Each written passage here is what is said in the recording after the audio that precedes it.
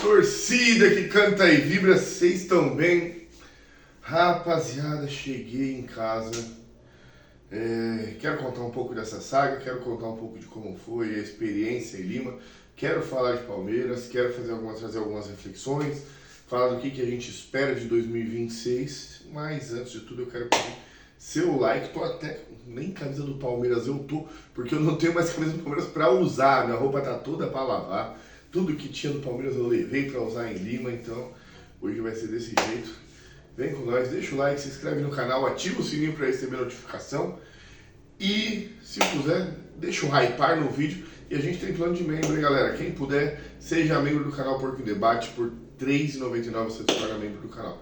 Vamos lá, vamos falar em Palmeiras, vamos falar em Abel Ferreira, vamos falar desse momento. Quero fazer algumas ponderações e...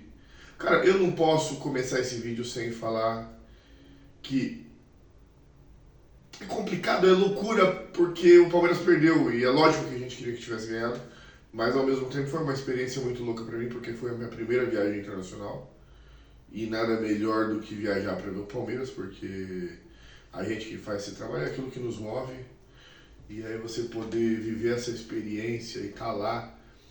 E isso acho que te leva um pouco para o seu tempo mais novo, onde...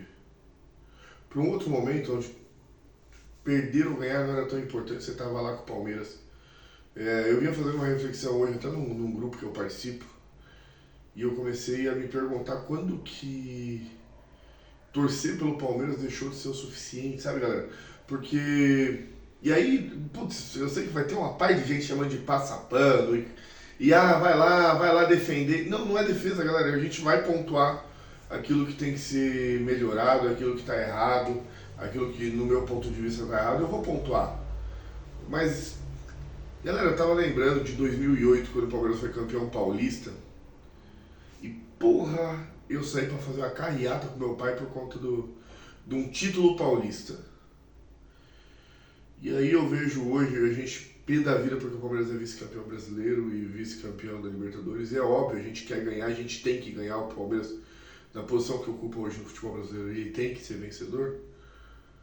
Mas eu me peguei me perguntando se a gente em algum momento não começou a perder a essência do torcedor, sabe?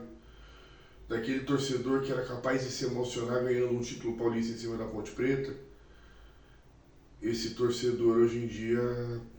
O Paulista para ele já não vale mais nada. O chegar e competir todos os anos já não vale mais nada. E isso me preocupa, cara, porque eu gosto muito de fazer esse trampo, de trocar ideia com vocês, de falar de Palmeiras, de analisar Palmeiras.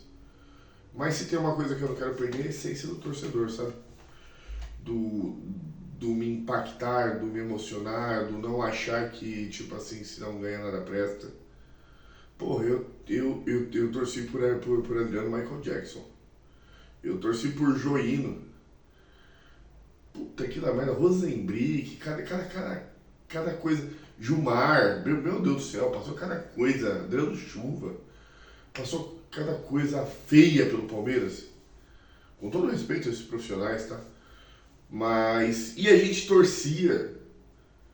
Sabe? E hoje, tipo assim... A gente tem atletas de alto nível, que nem sempre vão conseguir entregar tudo que se espera deles. E a gente trata como se não fosse nada. E minha reflexão vai nesse sentido. Porque tem gente tratando como terra arrasada, tem gente tratando como se nada prestasse. Ah, não, tem que começar do zero, nada presta. Gente, como que um time que o técnico é ruim, os jogadores é ruim, a diretoria é ruim, nada presta, esse time é vice-campeão todo ano, no mínimo. Tá, porque se a gente falar dos últimos 4 campeonatos brasileiros do Palmeiras, o Palmeiras ganhou 2 e foi segundo colocado em 2. Se a gente pegar as últimas 5 Libertadores, o Palmeiras foi campeão de 2, chegou na final de uma. As últimas 6, né? O Palmeiras ganhou 2, chegou na semifinal de 2, foi finalista de uma, vice-campeão, e em uma o Palmeiras caiu nas quartas, sendo eliminado para o campeão. E em algum momento isso se tornou pouco. E eu entendo, quando a gente fala de rendimento, a gente vai chegar lá e a gente vai falar de rendimento, eu entendo a frustração. Mas tem gente que fala como se o resultado fosse pouco, cara. E aí me preocupa que o rumo tá torcendo, tomando a torcida do Palmeiras. Não tenho a pretensão aqui de dizer como que você tem que torcer, não. De verdade. Mas eu queria muito tentar abrir o olho de quem é apaixonado, de quem é alucinado do Palmeiras, para tentar fazer essa reflexão que eu estava fazendo hoje. Se em algum momento será que você não está passando um pouco do ponto? Dito isso, vamos falar do ano do Palmeiras. Pedimos reformulação, pedimos mudanças, pedimos. 2024 não foi como queríamos, e olha que fomos segundo colocados, mas não foi como queríamos. Realmente o futebol ruim, embora a gente tenha batido campeão paulista. Mas o paulista não vale nada, Vinícius. Eu sei, mas perdeu pro Corinthians esse ano. A gente viu o que virou. Mas não é esse o ponto, tá? Pedimos mudanças, as mudanças vieram. A reformulação veio. Só que aí o Palmeiras perde pro Corinthians no Paulista e na Copa do Brasil. E eu não tô querendo diminuir isso, não. Eu sei o quanto que isso é pesado e é inaceitável e tem que ser inaceitável. Porque sim, a gente tá no ano de reformulação, mas a gente tá mais estruturado que o Corinthians. Então era pra esse resultado vir.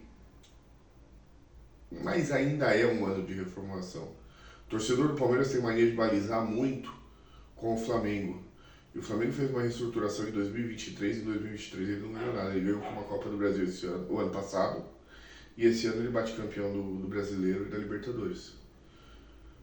Com o mérito dele, com o mérito da CBF, com o mérito da Conmebol e com o mérito do STJD, todos em conjunto, da arbitragem, né? Em conjunto conseguiram carregar o Mengão aí para os títulos.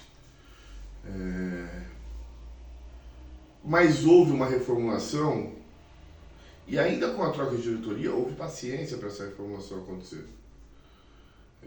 Eles não têm lá muita paciência com o técnico, passou um técnico lá que era o Tite, que foi técnico da seleção, que tem grandes trabalhos aqui no Brasil. Não foi o suficiente, veio o Felipe Luiz começou a dar resultado, mantiveram e bate campeão. O meu ponto é, a gente pediu a reformulação, e aí a gente vai dar tempo para ela acontecer ou não? Porque a cada 6 meses, e isso se você tiver paciência e sinceridade, um pouquinho de sinceridade consigo mesmo, para fazer essa análise, a cada 6 meses que passa a gente está falando, essa é a melhor janela do Palmeiras. Aí passa mais 6 meses, essa é a melhor janela do Palmeiras. Essa é a melhor janela da Era Abel. Aí passa 6 meses e a gente fala, esse time não presta, a gente não tem elenco. Calma aí, gente. Pô, a gente não é... às vezes falta uma honestidade. Quando eu digo a gente, galera, é aquilo que a gente vê mais na internet, tá? Não é pra você diretamente que não pensa assim, não precisa se sentir ofendido, falar, mas eu não falo isso. Não, eu entendo, tem uma galera que não fala isso. Mas eu tô aqui tentando trocar uma ideia com quem pensa igual a mim e pensa diferente. Me colocando de um lado da história, conversando com quem pensa diferente, tá? Foram várias as vezes que a gente fala isso. E aí, de repente, não, o elenco não presta mais. Tem erros do nosso técnico? Tem. Que pra mim o maior erro do Abel é a teimosia, que muitas vezes ele precisa provar que é do jeito dele. O Abel é um treinador muito bom, ele já mostrou competência, ele já mostrou que ele sabe, mas ele é muito teimoso, ele já mostrou teimosia, ele já mostrou que ele é teimoso, ele já mostrou que ele prefere perder com as convicções dele. Faz parte. Em alguns momentos vai acertar, em outros momentos vai perder, vai errar. Agora, a gente ainda está em um ano de reformulação. Pode parecer loucura, mas o Abel chegou em 2020 e o que se falava não dura um ano. Aí ele ganhou a Copa do Brasil e a Libertadores. Falaram, mas vamos ver o ano que vem. E caiu para o CRB, agora vamos ver como que vai ser. Aí de repente ele bate a Libertadores. Agora vai vir proposta da Europa, vai fazer que nem Jorge Jesus, ele vai querer ir embora. E de repente ele assina mais um ano. E bate campeão brasileiro, jogando o melhor futebol da Era Abel em 2023. E falam, agora ele mostrou o repertório, a Europa vai vir atrás dele. Ele não vai ficar, a Europa vem atrás dele. Ele permanece no Palmeiras. A gente tem uma imprensa que massacra e uma parte da torcida que compra o barulho da imprensa. É uma imprensa que chama o treinador de colonizador, já foi chamado de mau caráter, já questionaram o caráter das filhas dele, da filha dele, já questionaram o caráter dos pais dele, a educação que os pais dele dá, já questionaram o casamento dele, já falaram da esposa dele, já falaram tudo que tinha pra falar do cara. Mas quando ele dá uma resposta atravessada pelo repórter, mas o Abel é insensível. Mas o Abel não, isso, o Abel aquilo. Não tô passando pano não, às vezes ele erra também, ele é ser humano, gente. E acho que como errou, por exemplo, com a repórter lá, que ele falou que só tinha 3 mulheres que mandavam nele, ali ele perdeu a mão, porque nem é uma das repórteres que costumam bater nele. Às vezes você responde para um aquilo que está engasgado com o outro, e sim, ele tem que ter esse meio termo e saber ponderar isso, porém ele é ser humano. E quando o cara é racional demais, a gente reclama, ele não entende. A Leila, a reclamação da Leila ela não entende o sentimento do torcedor do Palmeiras. Eu faço a reclamação, inclusive, tá? Então não é pra te questionar, não. Eu concordo com isso. Embora eu acho ela muito boa gestora e eu acho que ele tem que saber separar as coisas, nem tanto a 8, nem tanto a 80. O Abel é paixão. O Abel é paixão. Mas ele tem que ser mais racional, porque ele é o técnico. Porra, o que vocês querem? O que a gente quer, de verdade? Ou a gente só quer reclamar, sabe?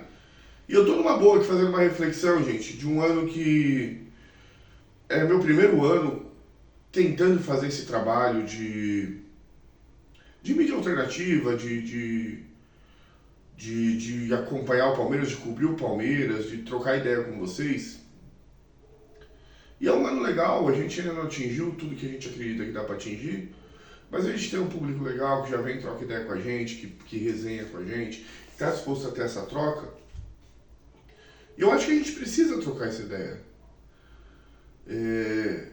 É um ano que, apesar do Palmeiras não ter sido campeão, foi de realização para mim. Tá lá na final da Libertadores, vendo o meu time na final da Libertadores. Porra, é loucura, o Palmeiras não ganhou, mas foi muito louco. Foi muito louca essa experiência. Enquanto o torcedor tá lá com os nossos, vê a mancha chegando nos busão, depois de 6 dias na estrada, sabe? Vê a torcida do Palmeiras fazendo o que fez e dividindo o estádio com a torcida do Flamengo. Porra, de certa forma eu me sinto realizado. Faltou a cerejinha do bolo lá, que era o título do Palmeiras, faltou. Mas, cacete, por que a gente tem tanta dificuldade de contemplar o momento que a gente vive, gente? Se a gente for olhar lá pra trás, o Palmeiras ganhou 4 dos últimos 10 títulos brasileiros. Me fala um time que fez isso na história. Eu te falo. O Palmeiras e o Santos do Pelé. 4 brasileiros numa década. Foram esses dois. O Palmeiras de Ademir da Guia e o Santos de Pelé. Só. Tá? É loucura. É loucura. E o Santos do Pelé ganhou 2 Libertadores e o Palmeiras ganhou 2. A diferença, a Libertadores começava na semi. A nossa, a gente passou por ela toda. É loucura, gente. Então, assim, esse é o meu ponto reflexivo, tá? Agora vamos falar de Abel Ferreira. Abel, algumas coisas não dá pra entender, Abel. Porra, você achou o time. Eu entendo que você perdeu peças, a queda do Lucas Evangelista te fez ter que recuar o Andreas Pereira, que veio para ser o seu meia armador, talvez, o seu meia de ligação. Mas para mim você não se perde quando você recua, André, você se perde quando você tira o primeiro volante e você tem uma necessidade para colocar o fluxo do time, você tirar um primeiro volante. Eu sei que houve uma queda de rendimento, mas mesmo com essa queda de rendimento, ontem a gente viu o Emiliano entrando no time e fazendo um baita jogo contra o Atlético Mineiro. Um Palmeiras que mesmo com a menos continuou controlando o Galo na casa do Galo. Mas a necessidade, porque eu entendo você querer fazer a saída de 3, eu entendo que no futebol moderno você libera seus alas, você faz a saída, você sobe, você ataca com mais gente, você apoia com mais gente. Eu entendo que é muito melhor fazer a saída com 3, porque você não precisa de 2 centralizados para fazer essa bola rodar. Um só você faz essa bola rodar, você amplia seu campo, você libera seus alas, você automaticamente você controla o campo do seu adversário com mais facilidade. Entendo a saída de 3. Mas você mesmo já provou que ela não precisa ser feita com 3 zagueiros. ela estava muito boa depois do Mundial, sendo feita com Aníbal ou sendo feita com o Emiliano. Sabe? Trazendo um volante para fazer essa saída e o Palmeiras sem a bola recompunha. Sabe? O Palmeiras avançou, passou da primeira linha, o volante já virava volante. Já não precisava fazer essa função de meia. Sabe? Sem esse meio tão espaçado, esse time que não precisava dar tanto chutão. Que foi o que a gente viu na final da Libertadores. Eu entendo que a final da Libertadores é um jogo atípico. O Palmeiras, o Latifi do UOL trouxe, o Flávio Latifi trouxe esses números que o Palmeiras deu tentou 62 ligações diretas e que o Flamengo tentou 63, então foi um jogo nervoso para os dois lados e foi decidido pela arbitragem. Mas o Palmeiras derreteu 5 rodadas antes e a falta de confiança para o último jogo tem a ver com essas mudanças, Abel, de um time que estava encontrado e que fez sim alguns jogos ruins com essa formação, mas fez muitos jogos bons para não dar para entender por que essa necessidade de mudar. O Palmeiras fez 4-0 no Inter em um tempo. Hoje a gente tá vendo o que tá o Inter aí, mas o Palmeiras fez. Nossa, o Palmeiras amassou o Fluminense. O Palmeiras ganhou o Fluminense bem demais no Rio de Janeiro, no Maracanã. Sabe, foi comum a gente ver o Palmeiras fazer 3-0 no primeiro tempo, em vários jogos aí. No Vasco do Diniz, no momento que o Vasco do Diniz estava jogando bola. Sabe, e controlando adversários. E isso derreteu por teimosia, Bel. E aí quando eu falo da teimosia, eu não estou falando que você tem que sair, eu não sou daquele radical que, pô, pra mim errou aqui, já era, encerra o ciclo. Não, não acho que o ciclo encerrou, não. Eu acho que você é peça-chave nessa reformulação. Porque você conhece cada atleta que veio, cada atleta que vai sair e que vai chegar. Então eu acho que você é peça-chave. Mas a gente precisa, enquanto Palmeiras, enquanto Sociedade Esportiva Palmeiras, daquele Abel de 22, de 21... que pensa no time, que até pode mudar jogo a jogo, mas que ele tem uma estrutura dorsal, um time que joga de um jeito, uma postura. Se não dá para jogar no 4-2-3-1, como era em 23, em 22, que esse time jogue no 4-4-2, jogue numa outra formação, mas que a gente saiba que a gente tem uma estrutura para que os jogadores não fiquem batendo cabeça, eles sabem onde se encontrar, eles entendam as movimentações, sabe? Um time com mais jogada de bola parada, voltamos a ter esse ano, mas pô, o que a gente tinha de jogada de bola parada em 21, eu sei que o time de 22, que foi o melhor time do Palmeiras da sua era, Bel, quem me dera esse recado chegasse até você realmente, mas aquele time de 2022 que foi o melhor time que a gente viu na sua mão, ele foi uma construção que levou 2 anos. É uma construção do time de 20, do time de 21, até que a gente tem o time pronto de 22, que jogava quase que por música, que era para ser campeão brasileiro da Libertadores também, e fatidicamente perdeu aquele jogo pro Atlético Paranaense, que para mim a gente era muito mais time do que o Flamengo, a gente teria sido campeão acima do Flamengo. Nada me tira isso da cabeça. Mas acontece, aí é o futebol, a gente entende. O Palmeiras jogou bola. Mas depois dali parece que algumas coisas, parece que deixou de fazer, foi cortando alguns caminhos. Tá faltando essa transição. O Palmeiras começou a jogar, o Richard Hill saiu, o Palmeiras acabou com aquela bola toda hora na ponta, passou a bola no chão, o Palmeiras teve triangulação, Felipe Anderson se aproximando do Vitor Roque, o Flaco se aproximando do Maurício, que seja do Veiga, que seja do Alan, quem estiver por ali. A gente teve isso e por algum motivo parece que isso se tirou isso. Por uma fragilidade defensiva que o Palmeiras vinha tomando gol. O Palmeiras vinha tomando gol, mas muito por desatenção. Porque os gols que o Palmeiras tomava era quando já estava 4-0, quando já estava 3-0, sabe? Eu entendo que o time não jogou bem na altitude. E tomou um 3-0. E é um risco que você corre, é futebol. E às vezes por um jogo ruim você vai perder um campeonato. Mas porra, você desarmou um esquema que começou a trabalhar redondo, Abel. E eu falo isso como aquele que acredita em você, porque senão eu estava aqui pedindo sua cabeça, como muitos fazem. Não, eu acredito no seu trabalho. Eu acredito que você tem para dar. Eu acredito, galera, de verdade, no ano de 2026, muito bom o Palmeiras. Eu acredito que o Palmeiras vai trazer peças pontuais, precisa trazer peças pontuais. Vai ter a volta do Evangelista, que eu creio que até fevereiro, março ele vai estar de volta. Paulinho, acredito que já começa a temporada com ele aqui principal. A gente precisa ou que o Aníbal ou que o Emiliano comece a jogar bola com um pouco mais de confiança, ou que o Palmeiras traga um primeiro volante, a gente precisa. Mas não é terra arrasada não, a gente tem um elenco interessante, gente. A gente tem um elenco interessante. Quantas vezes a gente falou, quando chegaram os jogadores que o Palmeiras, opa, tá acertando, aí de repente não vale mais, como assim? Beleza, galera? É isso que eu queria falar com vocês. Eu não vou me estender muito, cheguei, tô cansado, preciso dar uma descansada. Mas é isso. Essa é a minha reflexão, o que fica para 2026. E é isso, vamos seguir, que eu acredito no trabalho. Avante palestra!